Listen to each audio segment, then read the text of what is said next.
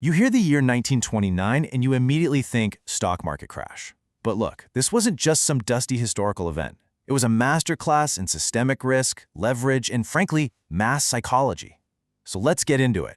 We're going to dissect the mechanics of how an entire market can lose its collective mind, and you'll see just how timeless the lessons from this anatomy of a crash really are.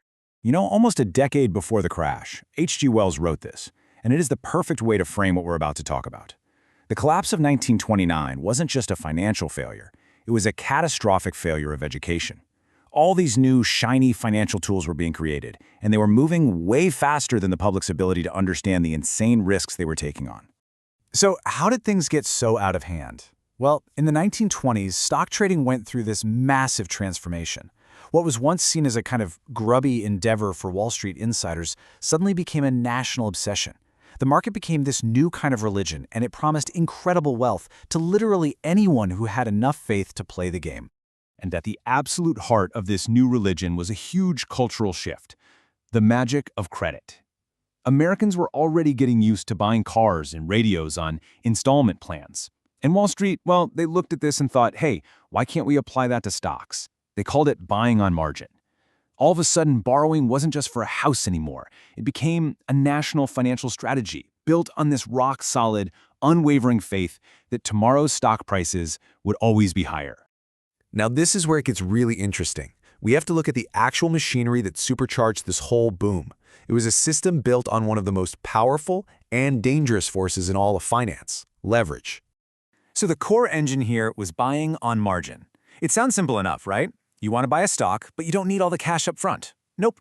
You could just put down a small fraction of your own money, and your broker would lend you the rest. And as long as the market was screaming upwards, your returns were magnified. It felt like the ultimate free lunch, but only for as long as the music was playing. And just how small was that fraction? Often as little as 10%. I mean, think about that for a second. With just $10 of your own money, you could control $100 worth of stock. The rest was a loan from your broker, funded by really cheap call money. This created an absolutely insane amount of leverage. It amplified the gains, sure, but as we're about to see, it also amplified the losses to a devastating degree.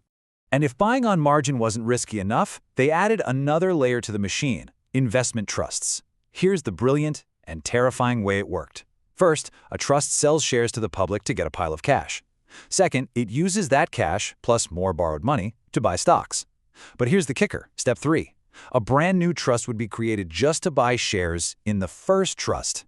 You had leverage on top of leverage. It was this teeter-tottering empire built not on real assets, but on reputation and the hope that someone else would buy in after you. So, with all this easy credit flooding the market, you just knew a conflict was brewing. And it turned into this big battle of ideologies, pitting the wild ambition of Wall Street against the rising panic of regulators down in Washington. Okay, so on one side you had Charles "Sunshine" Charlie Mitchell. He ran National City Bank, and he truly believed credit was a product that should be sold just the same way a clerk sells a necktie. And on the other side, you had the Federal Reserve. They tried to use something they called moral suasion, which was basically just issuing public warnings, scolding the market into behaving. It was a completely mismatched fight from the start. One of the loudest critics was Senator Carter Glass of Virginia. He actually coined the term Mitchellism to describe what he saw as just reckless, out-of-control credit from Wall Street bankers. So when the crash finally came, you can bet he felt completely vindicated. Now this is an absolutely crucial point to understand. There wasn't just one market. In reality, there were two, operating at the same time. You had the market for the insiders, the pros, who knew exactly what game they were playing. And then you had the market for the public, enthusiastic, optimistic, but ultimately completely uninformed. The comedian Groucho Marx is the perfect example of this gullible public. His broker fed him this line, and Groucho, just like millions of others, totally bought it. He was taking stock tips from friends, from other actors. He even took a tip from an elevator operator. I mean, that was the feeling of the time, this boundless optimism, with almost zero understanding of the actual risk involved. Meanwhile, the insiders were playing a completely different game. They were forming stock pools, which sounds shady, but it was a totally legal scheme back then. A group would secretly buy up a stock, then they'd use what are called wash trades to just trade it among themselves. This created a ton of fake volume, a practice known as painting the tape. Then, once the public saw all the action and jumped in, the pool would dump all of its shares, leaving everyone else holding the bag. And this massive information gap was made so much worse by the technology of the day. The ticker tape, that was the high-frequency data of the 1920s. But when trading got heavy, it could fall hours behind. Just imagine trying to make trades based on prices that are 4 hours old. It created this total information vacuum that the insiders, with their direct phone lines to the trading floor, could exploit without mercy. This information vacuum was the perfect playground for the ultimate professional, the master speculator of his era, Jesse Livermore. While the public was trading blind, Livermore had private phone lines giving him real-time data. And he wasn't just studying charts, he was studying people. He read Freud and Jung to understand crowd psychology. He was a master of the short sell, betting that stocks would fall, and he was one of the very few who made a fortune from the chaos that was about to unfold.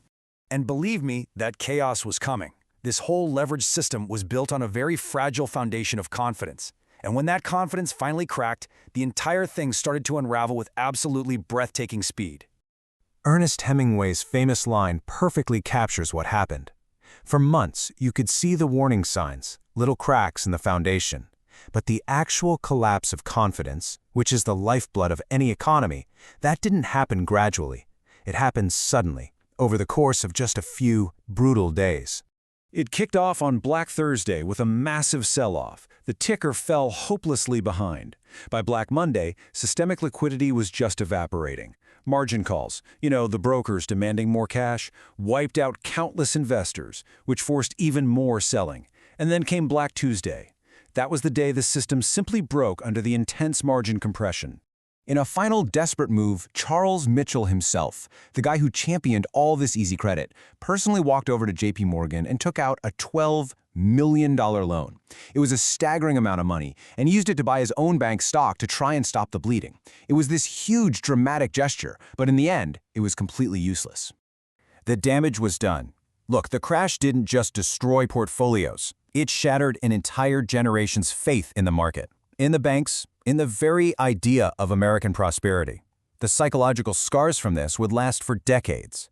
Which leaves us with this one big question. Was 1929 the result of a fundamentally flawed financial system with its crazy leverage and insider games? Or was it really just a story about timeless human emotions, greed, fear, and that eternal hope of getting rich quick? The truth, of course, is that it's both.